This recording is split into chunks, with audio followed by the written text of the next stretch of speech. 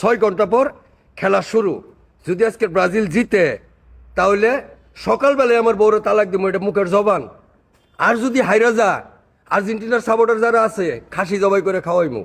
আরে কইছিলাম ব্রাজিল যদি জিতে তাহলে বউরে 3 তালাক দেবো। অন্ত ব্রাজিল 3 গোল দিয়ে ফেলাইছে, বউ আমার 3 তালাক দিয়ে গেছে গা। কতটা নির্লজ্জা হলে একটা মানুষ এরকম কথা বলতে পারে? আসলে কি বলবো, আর বলার ভাষা খুঁজে পাচ্ছি না। বয়স শেষের দিকে নাহলে একটা রিস্ক নিতাম।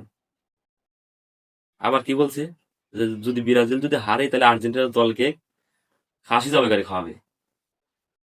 এই হালার করে হালা, জীবনে ফকিরকে 5 টাকা ভিক্ষা দিতে দেখছিস? তাদের গ্রামের লোক আমার একটা ভিডিওতে কমেন্ট করছে, যে বলতেছে ভাই ওই লোকের বউ আগের থেকে মানুষের সাথে পরকিয়া করে, তো ওই কারণে ওই রিস্কটা নিছে।